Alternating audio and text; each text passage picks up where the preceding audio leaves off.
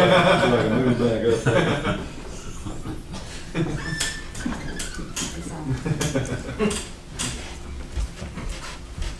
We can swap if you want to come back up. No, they get to sit back of my head. All right, ladies and gentlemen, we'll call the meeting to order for the Upson County Board of Commissioners for Tuesday, March 23rd.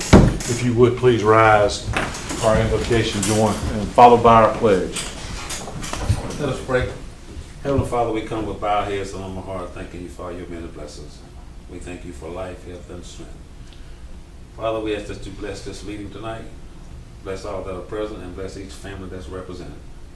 We ask that you have a special blessing upon the leaders of this country and the local leaders as well. We ask that you give us the courage, the strength to do the things that are pleasing in your sight and that are best for this community. We not only ask that you bless those that are near and dear to us, Father, but we ask that you bless mankind everywhere. This we ask in thy name, amen. Amen. Thank you. Join me in the pledge. I pledge allegiance to the flag of the United States of America and to the republic for which it stands, one nation, under God, indivisible, with liberty and justice for all. Okay, thank you.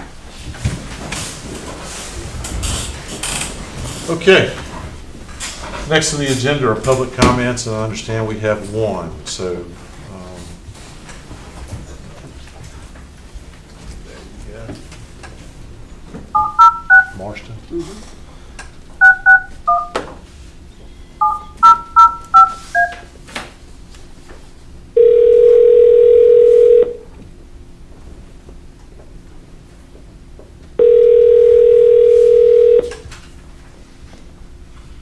Greetings.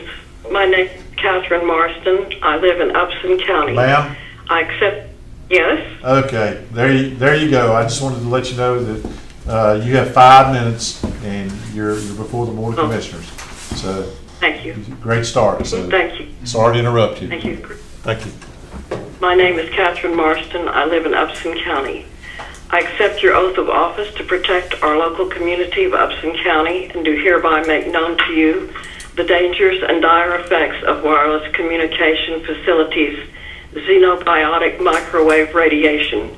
Xenobiotic microwave radiation means that the microwave radiation emitted is man-made and foreign to life. Wireless broadband attachments on EMC poles or attached to other utility poles on or near our property would greatly affect our safety, health, environment, privacy, security, finances, and property values. They would waste enormous amounts of energy while also making the electrical grid more vulnerable to foreign interference and outages. The telecom industry has been lobbying state and local legislators trying to usurp local control required by the 1996 Telecommunications Act and its conference report. Worse, that industry attempts to silence all voices of the people and even requires front public officials to do so in brazen First Amendment violations. In fact, the Georgia Public Service Commission's recent vote made a broad, sweeping ruling across the entire state with no input from local citizens or local government. But now is our turn. We, the people, legally do have rights to participate in decision-making regarding what happens on or near our private property, our homes, our streets, and within our living bodies, including penetrating microwave radiation. Local governments must exercise their authority in making choices between wireline or wireless communications, only allowing wireless if it is absolutely needed and only under the Telecom Act specifications, such as the type, height, distance, and most importantly, the power, ERP, effective radiated power, in the operations of any proven needed wireless technology. Local government and we, the people, must all be involved in these details here in Upson County. Local government standards and codes such as building codes, fire codes, general plans, and county guidelines are purposed to avert harm, manage risk and liability, and protect and serve the public welfare. The failure of local government to uphold its own local and enforceable codes, and worse, to act contrary to actual federal laws, not those misrepresented by the industry agents, constitutes malpractice, a legal liability, and is unjust to the public. Your hands are not tied and never were. The industry just told you to parrot that line over and over again, rather than having you read the federal laws showing that they had fabricated, mangled, or omitted them. We decide what happens on our streets or next to our homes, not any outsider industry. All government is designed and purposed to serve the people. We need you and ask you to step up to the plate with courage and rigor. Georgia government cannot self-preempt from its authorities granted under the Communications and Telecommunications Act. The 10th Amendment doesn't work to supersede federal laws where the intent of supersession is to remove the fundamental purpose of the law and the requirements under state and local oaths of office, namely to protect the safety of life and property. Please know that what we need for our community has already been paid for us, the taxpayers. Early on, fiber optics to the premise was not really promised us. We were required to pay for it decades in advance in a monthly fee on every phone bill to the sum of $500 billion. Where is it? Fiber to the front door is the best option as it emits no radiation and is the fastest, safest, most secure, reliable, effective, and energy-efficient communication system in existence. Moreover, it's not subject to hacking and it protects our state's security. I've hereby made known to you the fiscal harms, financial losses, and other detriments, not to mention possible lawsuits from damage that additional 24/7, 365-day microwave radiation would bring to our lives and to our community. Please act wisely and lawfully, as we do not consent to wireless broadband attachments. I've expressed no matter of mere concern, but matters of substance, of fact, and law. May we all fulfill our legal, ethical, and moral obligations to protect our beautiful county and all the beautiful people living in it and the creation we so love and depend upon. Blessings, and thank you for your attention in this matter. Thank you, ma'am. We appreciate your well thought out comments. Thank you, sir. Have a good evening. Okay. Any others? No. Okay. We'll move along then. Next is the approval of the consent agenda. So for the record, the consent consists of the March 3rd, 2021 work session minutes, the March 9th regular meeting minutes, acceptance of the February financials, which we have all gotten a copy emailed to us. We're adopting the resolution 04.2021 minor plan improvement, minor plan amendment to the comp plan, which we had the public hearing for at our last meeting, and the approval of the 2021 ACCG grant agreement for the planning and zoning intern that we have discussed. Is there a motion on the consent? So moved. Is there a second? Second. Any discussion? Hearing none. Ms. Jones. Commissioner Ellington, Yes. Commissioner Jones, Yes. Commissioner Watson, Yes. Commissioner Wilder, Yes. Chairman Allen. Yes. All right, tonight's a fun night for us, I guess. So I'm going to, you guys let me squeeze by you. Get out here. All right, so I'll be right here in front of this nice seal we have. Coach Raines? Yes, sir. Who do you have with you tonight? This is Coach McCraney. All right, My why don't you assistant both come up here. We'll do this. We'll maintain a distance. Come up here, right there. We'll kind of keep our distance. And so, where I said I need your help, when I get to an obvious point here, I'm going to hand this to you and let you read it, because I'm sure you'll be much better at it than I will be. Okay, this is a proclamation honoring the 2020-2021 Upson Lee Lady Knights basketball team.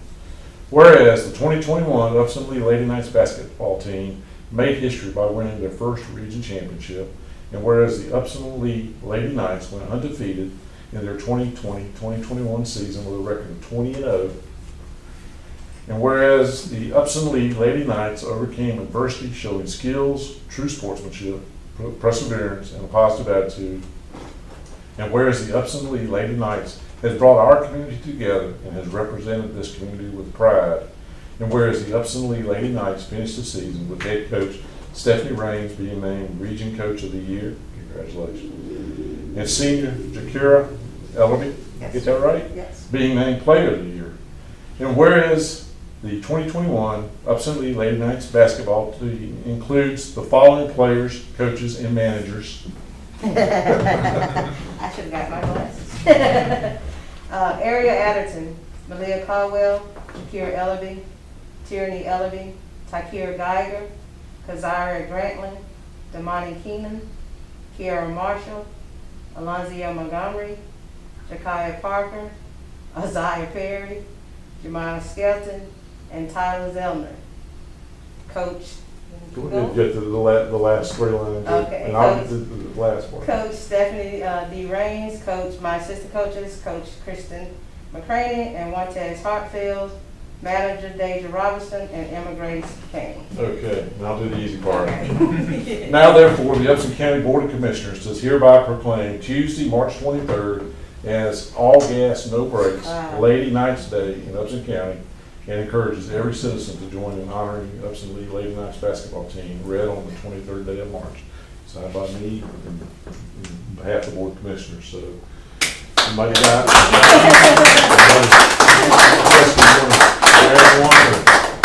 y'all want Will y'all get behind them so we can pick to? Yeah. As close as you feel comfortable.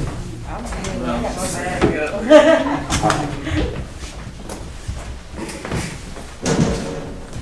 These socially distanced pictures are so hard. Yeah, they really are. Y'all take your mask off. Yep. Oh. It's the paper. So, I know, I get my smile.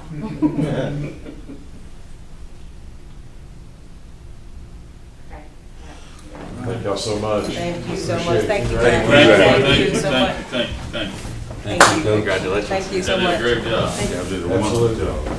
We're gonna repeat, Frank. That's the plan. That's the goal. That's the goal. That's the plan. How many needs to go?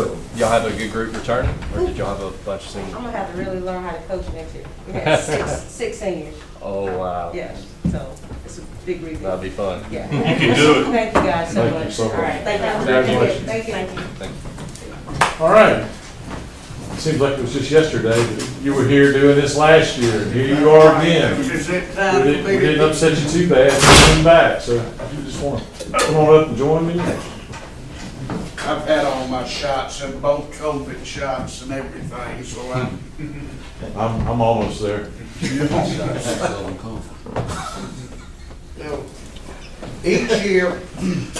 Each year the Upson Historical Society donates $6,000 for the Thomaston Upson Archives budget. The donation will go towards operational needs such as preservation supplies, security, ensuring a climate-controlled environment, and more. Since the archive's creation in 1996, it has received support from the Upson Historical Society, along with Upson County, the City of Thomaston, and the Thomaston-Upson Board of Education. The archives remains a vital resource to the area. Through community support, it will continue to preserve and protect our heritage for generations to come. The Historical Society has programs on local history during normal times. We hope by this fall to have them again. They're open to the public, and we invite everybody to attend. And this is the check. Okay, well, let's get the Kodak moment again here. Okay. Y'all come back. It's not every day somebody willingly brings in $6,000. Here, we'll just stand here. We'll just stand here and smile.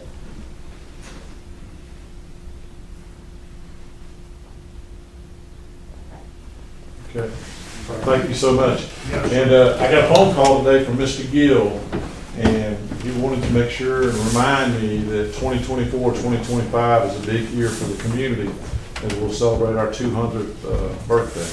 Right, the Bicentennial. bicentennial. Yeah, so we'll be talking about that here not too much further down the road and get things organized. Yes, that'll be plenty to do. Thank you so much, we appreciate Yes, it. I think he's waiting on the check, look at it. Yeah. that's right. Yeah.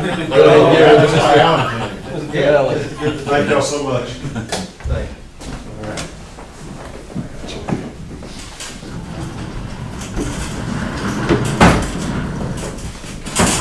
I'm dismissed. I had my If purple you on want to today. leave, you can. Thank you. You can go to the house, you want I can go home and take my nap. Thank you. Thank you, sir. All right, next on the agenda is the discussion and consideration of an appeal on a beer and wine license for 6426 Crest Inc. I mean, Jason, is there more to this than the letter that we have, or? Mr. Chairman, just a quick brief update. I mean, you all are very familiar with this. The staff recommendation earlier in the year was denial based on certain violations of county code. Under our current ordinance or our moratorium, we allow for sort of a nondescript appeal, which they did provide in this letter. In response to that appeal, we, as in county code enforcement, went and did a re-inspection on February 2nd, found that the conditions still existed that caused us to have to ask the commissioners to deny it in the first place. So based on the re-inspection, the staff recommendation is still denial of the license. Is that what these photos are? That's correct. Yeah. And those, These are from those February? photos were February 2nd, that's correct. The only thing, Mr. Chairman, if I might, did the applicant ask to speak during the meeting or ask to be heard during the meeting at all? Mr. Chairman, if I could question, Jeremy, Yes. so it's the exact same as it, nothing's changed? There's still alcohol on premises. The coolers were secured, but there's still code violations in reference to that business and the structure, existing adjacent structure that's being rented, there's code violations around that structure as well. And we've made them fully aware? Yes. Yes. Okay. That's all I have, Mr. Chairman. Mr. Chairman, I would just add that my staff recommendation wasn't based on a re-inspection, even though we did ask code enforcement to go take a look at it yesterday. Things have changed some since then, but generally we only allow someone one re-inspection. My only reason for asking code enforcement to go look at it yesterday was just in case the board had any specific questions as to the status of the property currently. Obviously, as our code enforcement officer has expressed to Commissioner Ellington, there are still some issues out there, although the conditions are not exact to what they were on February 2nd. I have a quick question. Yes, sir. Is this the appropriate steps for an appeal? Is this all that's needed for an appeal to a denial? Mr. Chairman, in our moratorium, we didn't define the process of appeal, so. But you're satisfied that this will serve as an appeal, so, Yes, absolutely. okay. I mean, in essence, we Reconsidering your previous decision, that's correct. okay. And that based on, field work done by staff, so. Once the moratorium's lifted, will they be allowed to reapply again immediately and get another inspection? And and I would defer to our attorney on that, but it's my understanding that would be a new application at that point. So we are under the moratorium, but if you remember, this application was done before we went into the moratorium. So. I guess what I'm getting at is how many times do you got to cite the violations? Can you just keep coming back and hoping for mercy and not doing anything to change the condition? The ordinance gives the board and the staff broad discretion. Have any citations been in? Okay. And that's next step is that you start issuing citations that compliance is not fully gained. Okay. Any other questions or comments, or is there a motion on this request for the appeal? Mr. Chairman, I'd like to make a motion that we deny it based on staff recommendation and current existing conditions. Is there a second? Second. Is there any discussion? Hearing none, motion to deny based on staff's recommendation of the current conditions. Ms. Jones? Commissioner Ellington? Yes. Commissioner Jones? Yes. Commissioner Watson? Yes. Commissioner Wilder? Yes. Chairman Allen? Yes. Okay. All right, moving right along. Comment time. Mr. English, we'll start with you back there. Chairman, I don't have a comment. That don't have anything? I'm gonna tee it up for Jason here in a second. Ms. Jones, you have anything for us? I don't. All right. Heckgum, it's your turn, Jason. I have to hunt my comments down. But before I do that, Mr. Salter, welcome back. Good to see you. Great to be back, thank you. Okay, all right. Looking forward to many good things in many years. Yes, absolutely. Okay, all right. Well, that was comment number one, Mr. Chairman. I didn't know. I didn't know. Everybody's commenting on But that. don't let me steal all your thunder. You know. Well, welcome back, Alan. He's been back a few days, and I tell you, it's been great having him here, and we really look forward to his work in the future. And he's already proven to be a valuable member of staff, believe it or not. So, continuing on, a couple items, specifically 2 items the chair asked for updates today. Item number 1 was a quick update on the status of all paving projects related to phase 2 for our T-Splost, and they are as follows. So completed roads, less shoulder work and striping, include Apple Road, Applewood Lane, Baker Britt Road, Ben Hill Road, Franklandale Road, Gwen Place, JD Road, and Thompson Road. Roads waiting surface treatment, which is next week, weather permitting, or beginning according to the EMC notes. Kendall Drive, Kim Street, Lindsay Road, Mount Carmel, Patricia Street, Quigley Lane, Reeves Road, Ridge Creek Road, Roland Road, Willis Road, West Jeff Street. Roads awaiting topping, Pickard Road. The widening is complete there. Okay, good. And then the remaining roads haven't begun yet. So that's the update. I'll give you also a quick update on their efforts with the Squirrel Bluff Park while I have it handy.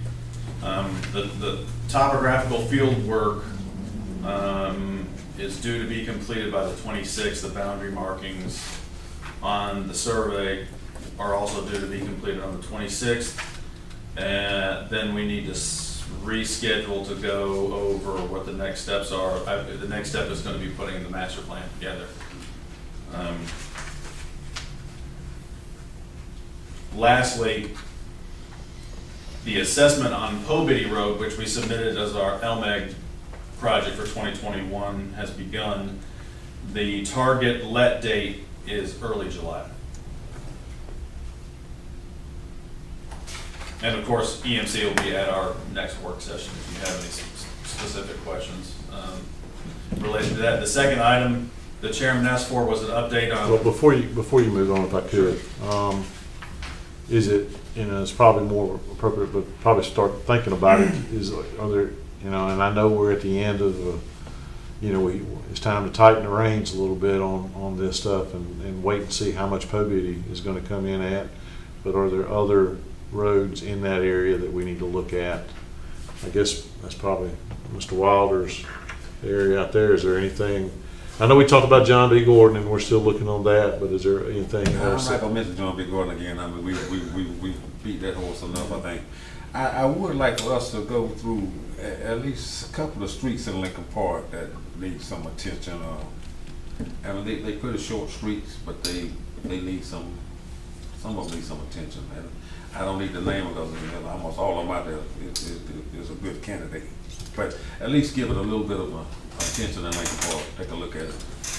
I got some stuff, Clay Street. Yeah, that was, you had a complaint about that? I got 3 very short streets with high population. Are they surface treatment type roads? They're surface treatment type roads. Okay, and the reason I mentioned it was I've had complaints or concerns about Adams Ferry. And since we're out that way, you know, is it something that we need to look at? So that's why we have to look at Jason and now our finance guy to see how much we can get done. So.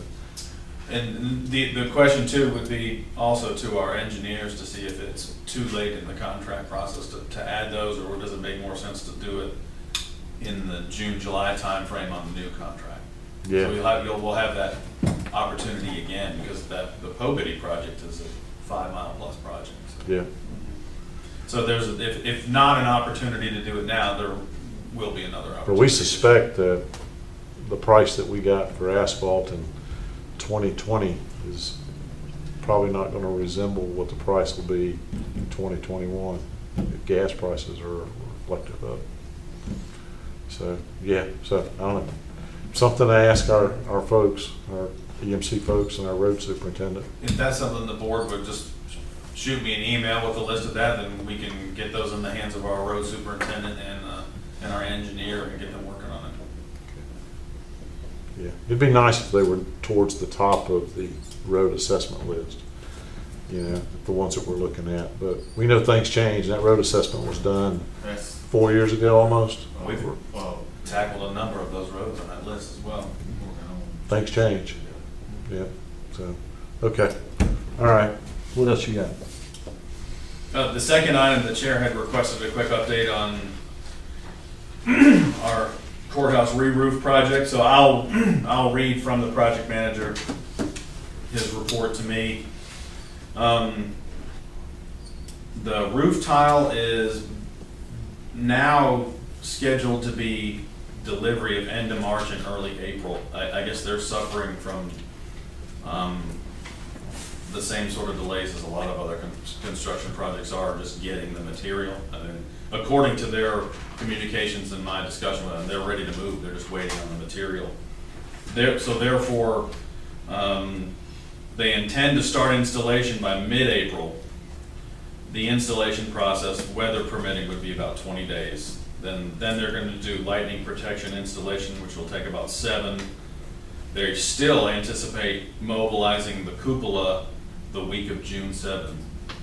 So once that begins, cupola installation, according to them, is going to occur June 9 and take roughly 14 days from beginning to end. So we're still on the same time frame. They're just constantly updating the date for the actual tile re-roof to begin. So the additional work we requested them to do an assessment on, they're currently working on that. They've provided precision planning with pricing to do a camera inspection of roof drains to determine any obstructions, painting of the steel on the prior to the roof installation, and those proposals are supposed to be coming to my office this week. The other potential work items that were discussed at our January walkthrough included pressure washing and some exterior repair of the brick and some of the sheet metal on the gable ends. So they're working on getting a more defined scope for that. So that is also forthcoming. And with regards to interior, you know, and I'm going to get into our COVID update in a minute, you know, with as well as we seem to be doing as a county, you know, we're going to start looking at, once the outdoor construction is complete, getting inside and doing some of the repairs. So we'll have to talk very broadly as and get some input from the board as to, you know, how much we want to try to do in there. But we're actually scheduled to do a walkthrough tomorrow on the interior, just to identify the basic things that have been damaged due to the water intrusion. Who's doing the walkthrough? Myself and our facilities folks. Okay. Is there a reason we're waiting until the roof is done before we go inside? That was the advice we were given. Well, number one, too, is, you know, it's an active courthouse, so having any sort of construction project done to the interior, you know, while we're under these COVID restrictions, wouldn't be advisable anyway. But It's always going to be an active courthouse now, though. right, but we're also on the tail end of the pandemic, so. Okay. I think. Oh, it's- and the last item on this was, we still don't have an option date for a factory tour of Campbellsville, but they owe us a date. So if anyone's interested in seeing the cupola. I was gonna ask, it'd be kind of neat to at least get a picture. I don't know if anybody's. I thought we would at least try to get our archives director there at minimum. So, and she's agreed to try to take it on. We just still don't have a date yet, so. Okay. The next item, our COVID community call today. So really four really good points. Not the most impressive. Upson County ranks number 2 out of all 159 counties for vaccinations per capita.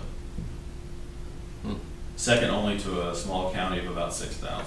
Now, that is based on vaccines administered. It doesn't mean percentage of It's citizens. at least one shot. Percentage of the citizens, yeah. Oh, really? Yeah. Okay. We're number 2 in the state. But they've inoculated a lot of other folks from outside the community. Right, which has definitely not had a negative impact on our own numbers. Yeah. Okay. The first report that I remember since we started these calls, the hospital reported 0 COVID inpatients today. That's first. It's really good. Their system-wide testing, we didn't have the health department or anyone from health services on the call today, but the Upson Regional Medical Center system is now at about a 5% positivity rate on testing. So that's the lowest. And then it has been around 13%, 10% steady. I think it's 17% at one point. Yeah. Oh, yeah, even more than that. And another impressive stat, and mind you, all this information came from the CEO of the hospital. The estimate of seniors vaccinated in Upson County is between 83 and 84% of all seniors have had at least one shot. So, but anyway, great news all the way around. So it certainly gives me hope that we're slowly but surely coming into an end. Any questions about that? No, I will say though, that is great news, but I can, on a personal note, I've got several folks that I know, friends, associates, that are, they're very sick right now. They're not in the hospital, they're at home, and this has been going on about 10 days. So, the stuff, it's not gone. It just seems like it's affecting a different population now. I think it's also important to keep in mind that what's true here is not true everywhere. Yeah. So. Yeah. Get vaccinated. Mm-hmm. 2 more items, Mr. Chairman. One, we got a brief update from Gorilla Partnership Strategies today.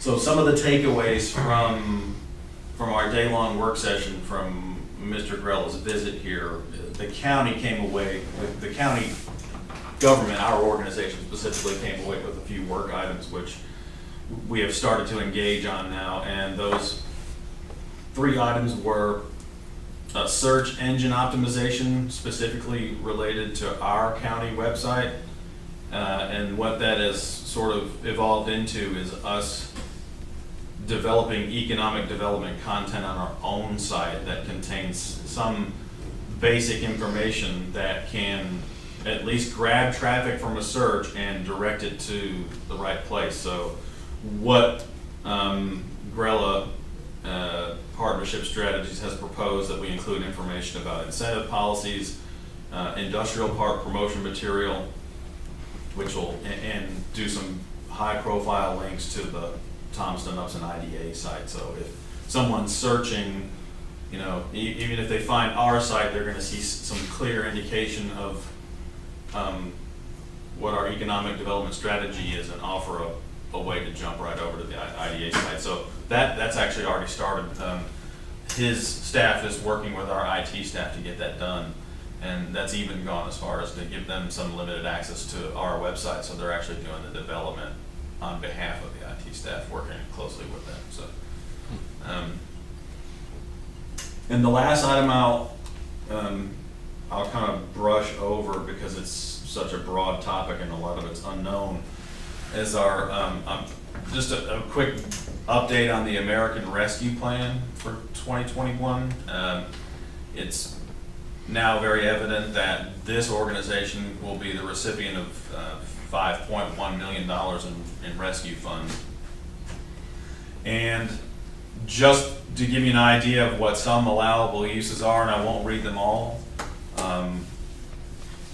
respond to or mitigate the public health emergency with respect to COVID-19 emergency or its negative economic impacts. I mean, very broad language that we're working with so far. As I told a few of you, but had not had the opportunity to address you all as a group. We won't be working through the state this time. We'll be working through the Department of Treasury, and they're the ones that are promulgating rules and regulations for this act now. So through our memberships with ACCG and National Association of Counties, we're following this closely. We've submitted questions and recommendations for rule language. But if you have any specific questions you want me to forward to ACCG or NACO on your behalf, just let me know. I can be the filter for those and get those submitted. So we're supposed to have some sort of guidance really in the next 50 days, because we were on a 60-day clock when this thing was adopted. So we'll have a better understanding of sort of what the guardrails are, what we can and can't use the money for. But one of the other bullet points in here, make necessary investments in water, sewer, and broadband infrastructure was another part of the bill. So when I have more information, we can have a more targeted conversation about what kind of program we want to put together for this. And obviously that will probably dominate our May work session, I would imagine. So I would go ahead and get geared up for having that conversation. We've got Alan plugged into all the listservs that I'm on, so I've got a second pair of eyes and ears that are helping me monitor this and make sure we don't miss anything. So, and with that, Mr. Chairman, I'll turn it back to you. Okay. And I'll just go ahead and get mine out of the way then. So the only two things that I point out is, and I'll ask the commissioners to, again, consider, SPLOST. Jason and I have been kicking some ideas around as you think about things that, as we look at SPLOST 2022, what are those items going to be? What is it going to look like? And then, and like Jason said, this American Rescue Plan, this money, how, like I said, we're waiting to figure out what the rules are. How are you going to spend it? But I mean, real quick, it's real easy for us to say, if we had a broadband project, if we have water and sewer projects, we had other infrastructure projects, all these things we have, we're just waiting to find out what the rules are to see how we can best leverage that money. Because you have to spend it. Yeah, the one thing we do know, it's on the, I think it has to be, I think the term was encumbered by December 31, 2022. Yeah. So you got a year to use it or lose it. Year and a half to yeah, use or lose. That's the old big government way of doing business. Exactly right. Remember them days? Yeah, I remember them days. It's the end of the quarter. Yeah. Pennies from heaven. It's unfortunate, but yeah, we've talked about a couple things, and when you have a chance, talk to Jason, talk to me about some of these things that we talked about that, where we can tie it to COVID and go from there. But anyway, and that's great news on the COVID front again. So, and I appreciate the updates on all this other stuff. So, thank you, Mr. Wilder. I don't have anything except I would like to welcome Mr. Moneyman back again. Good to have you back. I don't have anything. Commissioner Ellington. I'd like to welcome Alan back too. Glad he's here. Oh, thank you. We're looking forward to a long-lasting relationship. That's right. And something else I want to bring up. Last couple of meetings I had, but again, I just challenge this board and staff that we got to get these working on our ordinances. We got the growth is here and we're reacting, and we need to be proactive and try to make sure that we're getting what we need and getting what we want, and but, you know, making it appealing to the community. And the other thing is that I just challenge the board with all the many things that we got going on, and it is a long process. We did talk about in our work session about some type of relief for the taxpayer here, and I don't want that to get put on the back burner. I mean, that is a process that we have to, if this board chooses to take that route, we will definitely have to, we got to get the ball rolling, because it's a long process, and I don't want to miss any more windows of opportunity to address that. And that's all I got, Mr. Chairman. Okay. Mr. John? I want to echo some of the stuff James said about the tax exemptions for the people, and we do need to move and not throw it out the window, and we need to keep it alive. Also, kudos to the Lady Knights, and it's good to drive by the school and see kids out playing baseball. So, you know, it's good to see kids out and not have to worry about not being able to get together and have some recreation. Other than that, that's it.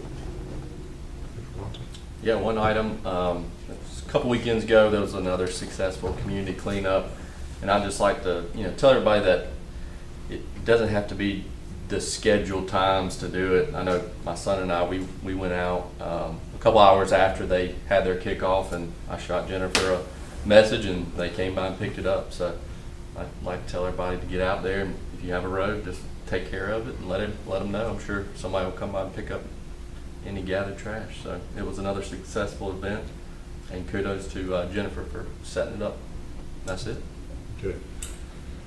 Yes, sir. I'm sorry, I failed to mention, I want to, Mr. Commissioner Jones brought to my attention prior to the meeting that the used to be Rock Ranch, the Rock Ranch where it donated a fire truck to the Lincoln Park Fire Department. They needed one, and they had one, and it was a very usable truck, and it was donated to the Lincoln Park community and the fire station for use. And I want to thank you, Mr. Commissioner Jones, for making that happen. You're welcome. Absolutely. Absolutely. That's great. Okay, and then I have one, oh, by the way, too, this past weekend there was an event down at the Bluff. The feedback I got from it, it was an ultra marathon and a 5K.